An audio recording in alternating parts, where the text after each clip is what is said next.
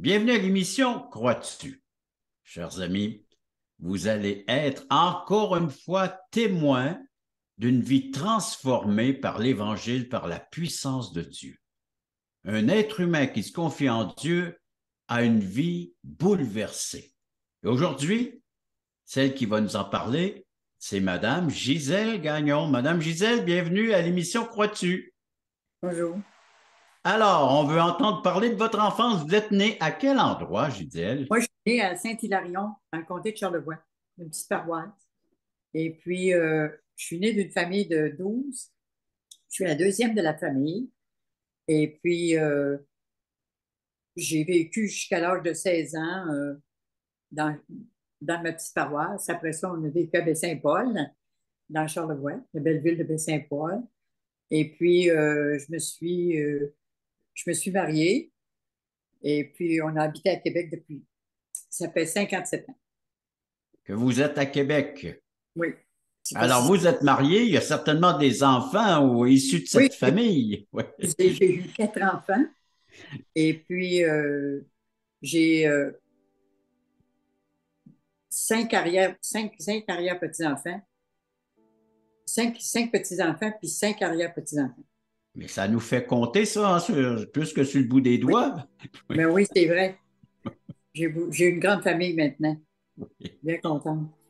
Et puis, ils sont presque tous au Seigneur, là. Oui.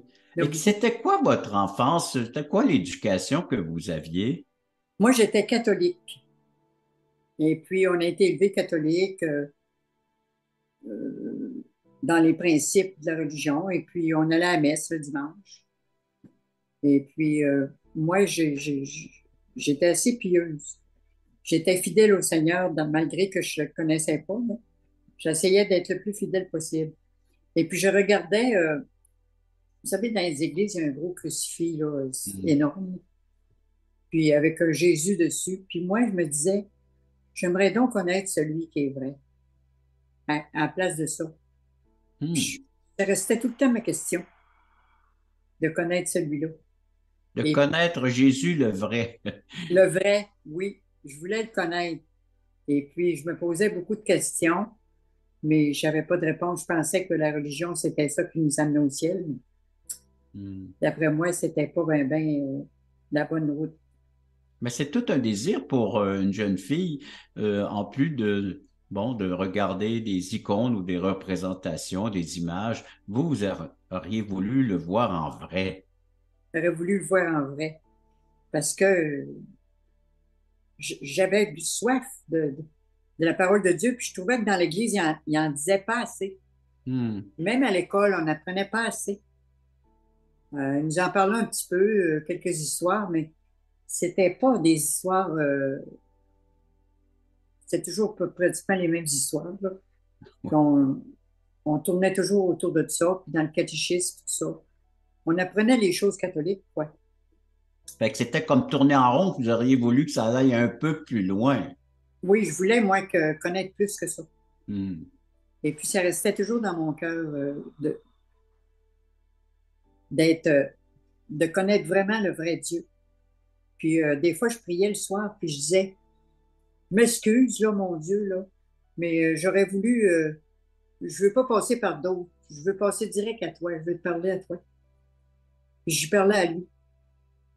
Qu'est-ce que moi, je ressentais, puis qu'est-ce que je voulais. Et puis, j'avais l'impression qu'il m'écoutait.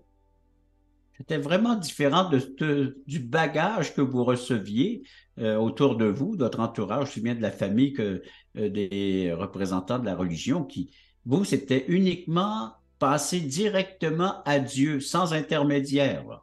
C'est ça que je voulais. Moi, les intermédiaires me disaient, quel rapport qu'ils ont? Ils sont pas capables de faire les commissions plus que moi, là, tu sais. Alors, j'ai abandonné la religion catholique. J'ai abandonné. J'ai fait baptiser mes enfants, mais parce que je me disais, je veux pas les priver de quelque chose. C'est pas moi de décider ça. Hmm. Mais je voulais qu'ils soient libres, mes enfants. Je voulais pas leur enseigner des choses non plus. Euh, je voulais qu'ils choisissent le chemin spirituel qu'ils voulaient Hmm. eux-mêmes. pas été enrôlée dans une religion. Je n'ai pas enrôlé mes enfants dans une religion Hmm. parce que je croyais plus. Ah, voilà pourquoi. Donc, vous ne vouliez pas imposer ces choses-là à vos propres enfants, mais leur Non, donner un libre choix.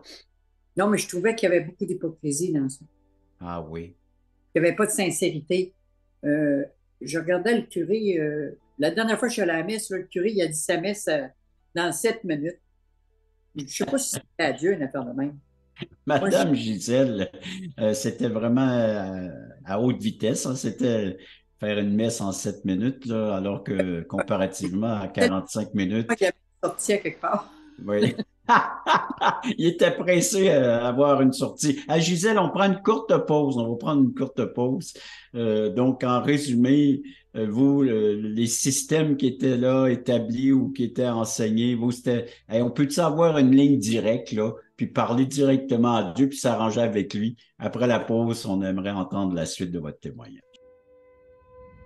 Vous rappelez-vous du temps où vous étiez dans ce monde totalement perdu, quand Dieu vous cherchait? Vous souvenez-vous de la joie ressentie au moment où vous êtes passé de l'ombre à la lumière, quand votre raison de vivre par l'amour de Dieu est devenue claire? Allons, levons les yeux, montons sur la montagne pour conquérir. À la gloire de Dieu et au salut des âmes perdues, il est temps de célébrer notre foi.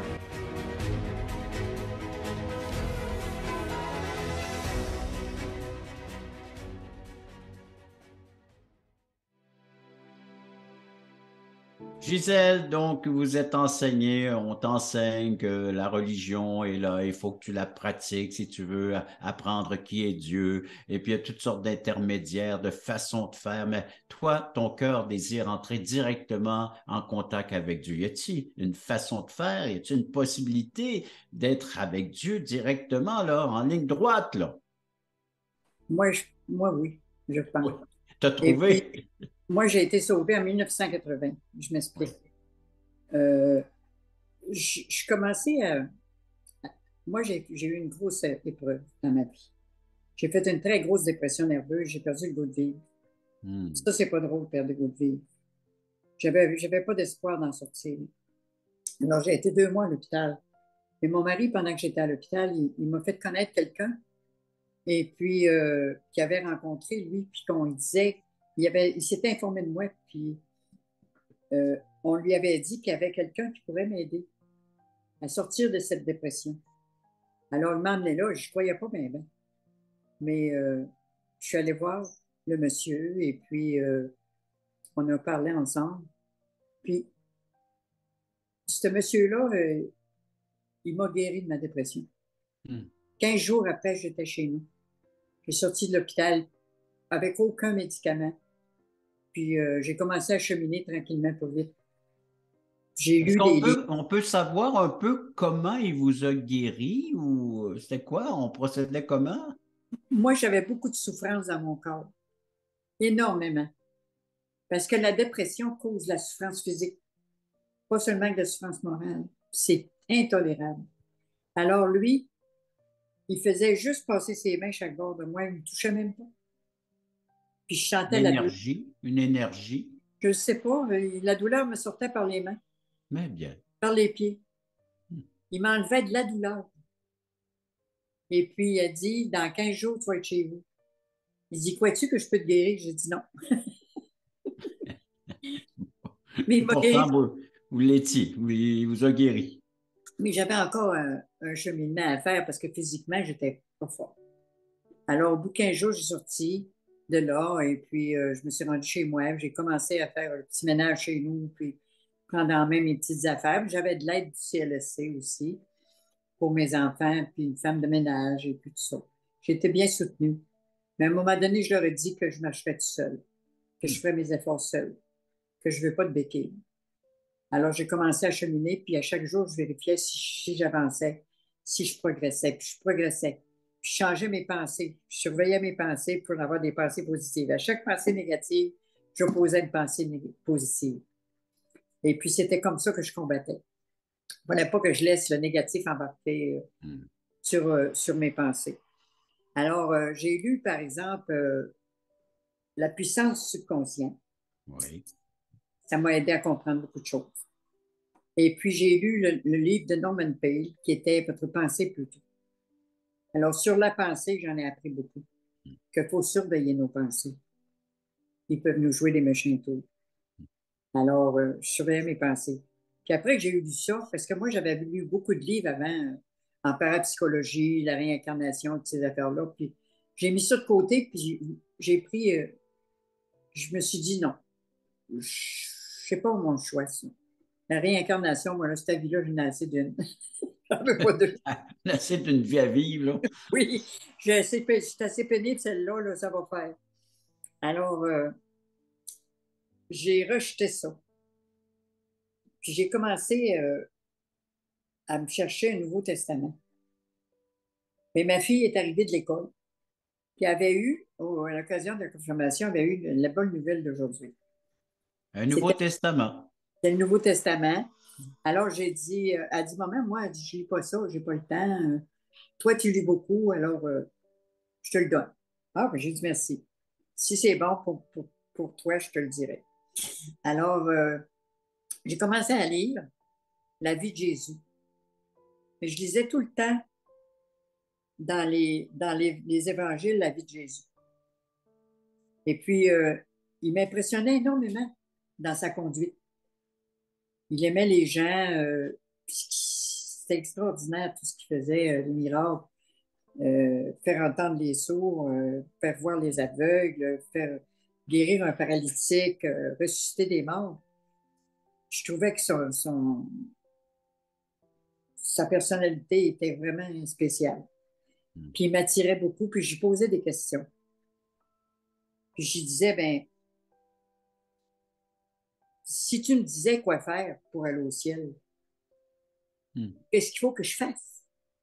Je le ferais. Fait qu'il m'a répondu par l'Évangile, dans Matthieu 4,4. L'homme ne vivra pas de pain seulement, mais de toute parole qui sort de la bouche de Dieu. Alors, j'ai dit, mais il faut lire. Tu veux dire qu'il faut que je lise?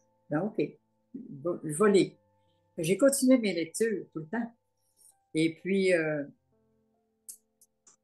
un moment donné, je trouvais étonnant qu'il disait à ses apôtres, à quelqu'un, viens puis suis-moi. Moi, je me suis dit, s'il me disait ça, moi, qu'est-ce que je ferais? Je pense que je dirais non, je ne suis pas capable. J'ai ma famille, j'ai mes enfants, je ne veux pas être passé pour une capotée, là, tu sais, franchement, parce que j'avais peur. J'avais peur de ça. Alors, ça me peinait, mais je ne pouvais pas dire oui. Et puis, j'ai demandé pourquoi est-ce que je ne pouvais pas dire oui. Il a dit, celui qui veut conserver sa vie la perdra. Mais celui qui perd sa vie à cause de moi la retrouvera. Ah ben, j'ai dit, on n'a pas le choix, là. Tu nous prends au coup, j'ai pas le choix. Alors, je ne savais pas comment faire pour le suivre, mais j'ai laissé ça de côté. Parce que là, ça me brossait pas mal. Et puis, dans le temps des fêtes, dans le temps de Pâques, j'ai écouté le film Jésus de Nazareth. Oui, oui, oui. Le long métrage de 6h30, là. Oui, puis j'ai beaucoup aimé la partie où ce que Nicodème vient voir Jésus. Puis il dit, on sait que tu es quelqu'un qui vient de Dieu. Sans ça, tu ne pourrais pas faire ce que tu fais si Dieu n'était avec toi. Puis il lui a répondu, si un homme ne naît de nouveau, il ne peut voir le royaume de Dieu. Ce qui est né de la chair est chair, ce qui est né de l'esprit est esprit. Ne t'étonne pas que je t'ai dit, il faut que vous naissiez de nouveau. Ma chère Gisèle, on prend une pause à ce moment-ci de ton témoignage. On est devant la projection du grand film de Jésus de Nazareth et c'est le dialogue entre Nicodème et Jésus. Et là, tu apprends par le visionnement de ce film qu'il faut naître d'en haut, il faut naître de nouveau. Justement. Après la pause, j'aimerais entendre la suite de ton témoignage. Merci. Le ministère Crois-tu est heureux de t'inviter à une étude biblique en ligne. Plusieurs écoutent régulièrement ces témoignages de conversion qui ont tous un point commun. Ils ont reçu Jésus-Christ en tant que sauveur personnel. Tu as des questions existentielles? Dieu, la vie, où je vais après la mort? Tu veux en savoir plus sur ce salut éternel? En te rendant sur la plateforme croistu.ca, tu trouveras le lien qui te conduira à une étude et partage de l'Évangile selon Jean tous les mardis soirs 20h. Je vous attends grand nombre. Gisèle, on est dans le temps de Pâques et tu regardes à la télé le film Jésus de Nazareth, le long métrage de 6h30. Plusieurs d'entre vous qui écoutez l'émission l'avez certainement visionné, sinon vous pouvez aller le chercher. Et puis, très facile, Jésus de Nazareth. Et là, vous arrivez à la phase où est-ce que il y a la rencontre entre Nicodème, un chef religieux juif, et Jésus. Et il y a un dialogue, et là, on parle de naître d'en haut, de naître de nouveau pour entrer dans le royaume de Dieu. Il se passe quoi chez vous, Gisèle? Il lui dit comment faire pour aller au ciel, puis je ne comprends pas. Ah. Puis là, j'étais frustrée de ça. Hmm. J'ai dit, pourquoi tu as écrit des choses comme ça? Puis je ne comprends pas. On devrait comprendre pourtant. Puis il y avait beaucoup de choses que je ne comprenais pas non plus dans la parole de Dieu, puis dans l'Évangile, il y avait des choses que je ne comprenais pas non plus. Alors, je lui ai demandé Je travaillais au bureau cette journée-là. Ça se trouvait en juillet. Et puis, là, j'ai ouvert mon Nouveau Testament parce que je le traînais. Entre les deux visites médicales, ben, j'ai dit, je regardais Nicodème, j'ai cherché le Jean 3.3, puis je l'ai trouvé. Alors, là, j'ai relu ça, puis je ne comprenais pas plus. Puis j'ai dit au Seigneur, je sais que je ne peux pas te donner ma vie, mais si tu me fais naître de nouveau, là, je te promets que je vais te la donner malgré que je ne suis pas capable. J'abandonne tout pour que tu me fasses comprendre ça. Alors, je suis partie du bureau cette journée-là vers 7 heures, puis j'ai manqué de descendre. Imaginez-vous où c'était en avant d'une église évangélique baptiste. Drôle de coïncidence, hein? Il y avait un poste d'essence juste en face. C'est là que j'ai abouti. Fait que là, je regarde l'autre bord, puis j'ai dit, c'est quoi ça? Puis je me suis dit, ben, l'église évangélique baptiste, ils baptisent eux autres. Ça doit pas être mauvais, là. Alors, j'avais quasiment envie d'y aller. Puis là, j'ai vu mon amie Christiane qui débarque de son auto pour rentrer, puis elle m'avait invité. Hein. Mon mari s'était associé avec son mari, puis elle m'avait parlé de l'Évangile, elle m'avait dit qu'elle lisait l'Évangile, puis moi, j'avais dit que je lisais le Nouveau Testament, puis elle m'avait invité à son église. Puis je pensais que c'était celle-là. Elle s'en allait là, juste là au bord de la rue. Fait que là, j'ai dit au Seigneur, j'ai dit là, écoute bien, où est-ce qu'elle est ton église? Là? J'ai dit, c'est-tu elle? C'est-tu un autre? Je ne sais pas. Mais je commence par elle. Fait que je suis traversée, puis je suis rentrée à l'église. Puis je suis allée m'asseoir avec Christiane. Puis j'ai trouvé les messages extraordinaires. Et, il parlait de Dieu dans le désert avec son peuple qui les nourrissait, il leur parlait, il leur donnait de la manne le matin, il chiolait. J'ai trouvé chioleux, par exemple. Et il leur envoyait de la viande. En tout cas, c'était extraordinaire. Puis même leur linge ne suffisait pas. Hein. Puis j'ai trouvé ça étonnant. Comment ça qu'on ne savait pas ça, nous autres? Je trouvais que ce qu'il enseignait, je ne l'avais pas su jamais. J'ai aimé l'enseignement. Ensuite, il y a eu la prière. Il y a eu la prière après le message. Mais avant, il y a eu des chants aussi. Les chants en premier, là. Ça m'a touché au cœur direct. C'était beau. Je ne me rappelle pas du chant. Et puis, on a descendu à la prière après la réunion, après le message les gens présentaient leur requête, puis on s'en allait dans un petit groupe de 10. En bas, chaque groupe était séparé. Et puis, ce qui m'a surpris beaucoup, puis ce qui m'a touché, c'est que les gens intercédaient pour les autres. Puis, pour leur maladie, pour toutes sortes de choses. Puis, je trouvais que c'était touchant. C'était touchant, c'était un amour détaché des autres. Puis moi ça m'a vraiment touché jusqu'aux larmes, ces prières-là. On a commencé à prier, puis on se courbait la tête, et puis chacun faisait sa prière. Puis moi, j'ai dit, c'est ça, prier. J'étais d'accord avec ça. J'ai toujours pensé que c'était ça, prier. Alors, on est revenu en haut, et puis, parce qu'on descendait en bas, euh, là, euh, on m'a présenté, Christiane, elle m'a présenté Gilles Gauthier, qui avait fait le message en avant. Hmm. Alors, vous savez, quand on rentre dans l'église évangélique, hein, ils s'occupent de nous. Ils prennent soin de nous. Puis il m'a posé des questions. Il dit, Madame Chouinard, il aurait dû dire Mme Gagnon, mais dans ce temps-là, il nous appelait Madame, par le nom du mari. Alors, il dit, si vous mouriez un instant même, là, êtes-vous sûr d'aller au ciel, vous? Ben non, je dis, je ne peux pas savoir ça. Je peux savoir ça, mais que j'aille au ciel, mais que je meure. Il dit, non, non, non, non, il va être trop tard. Il faut savoir ça tout de suite, là. Ah ouais? Il dit, j'ai dit, où est-ce que tu peux savoir ça? Puis il dit, moi, je le sais. J'ai dit, où tu l'as vu? Il dit, c'est écrit. Ben, j'ai dit, si c'est écrit, je vais te croire. Parce que j'avais dit, en rentrant dans l'église, la petite voix qui m'a dit, fais attention au secte, là, j'ai répondu que si c'était pas écrit, je ne le croirais pas. Alors, j'ai cru que ce qui était écrit. Fait qu'il m'a montré que Dieu, Dieu voulait me donner euh, la repentance. Il dit, repentez-vous et convertissez-vous, que vos péchés soient effacés. Puis mes brebis entendent ma voix, je les connais et elles me suivent. Je leur donne la vie éternelle et elles ne périront jamais. Et personne ne les revirera de ma main. Alors moi, j'ai cru ça. Il dit, voulez-vous l'accepter? Mais avant, il m'a montré un passage qui était Romains 3,10. C'était écrit, euh, il n'y a point de juste comme même un seul, parce que moi, je me croyais bonne un peu, hein?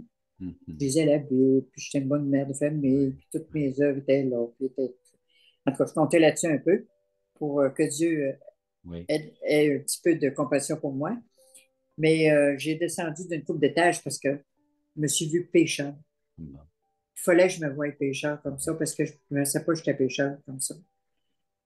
Fait que, il m'a dit, avez-vous commis des péchés, vous, dans votre vie?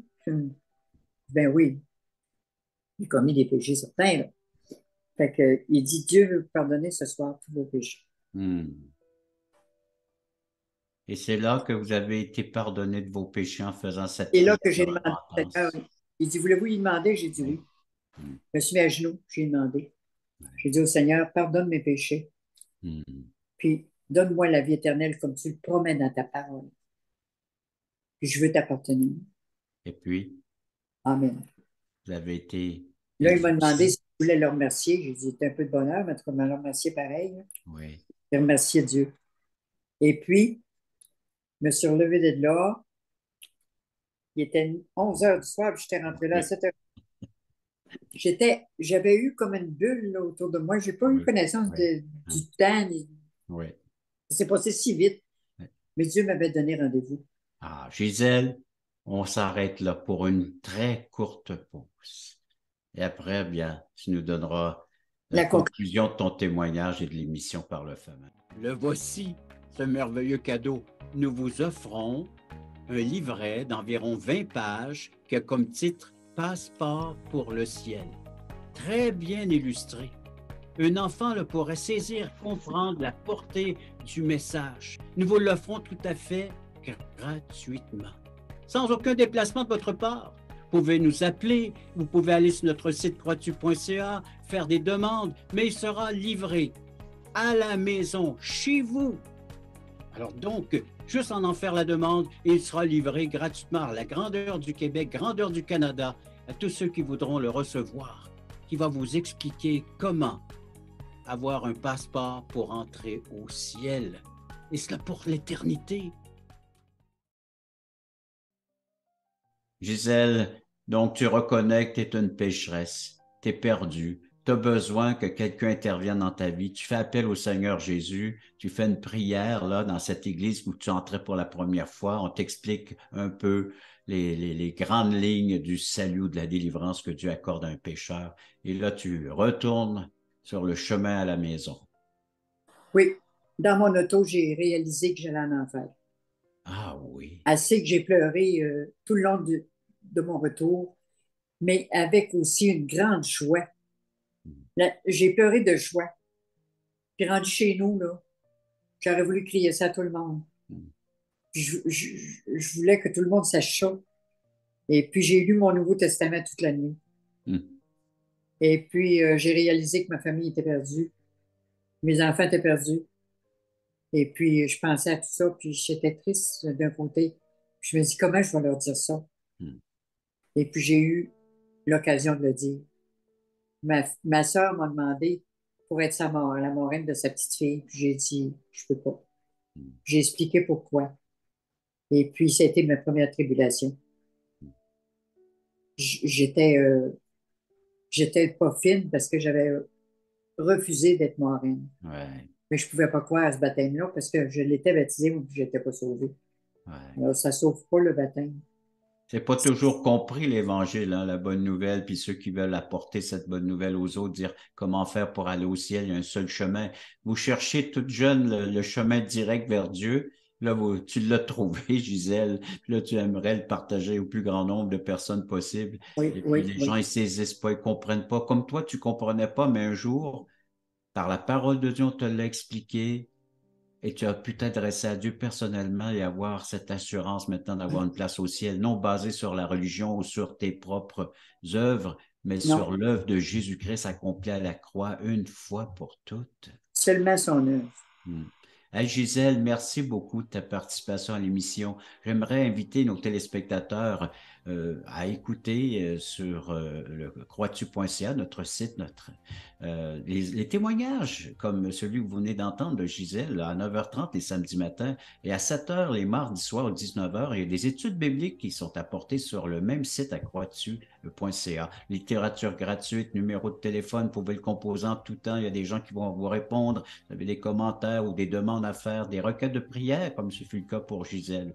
En tout cas, je tiens à vous remercier d'avoir été là encore une fois. Gisèle, encore une fois, merci. Et merci à nos téléspectateurs d'avoir été à cette autre émission, à l'écoute de cette autre émission, Crois-tu?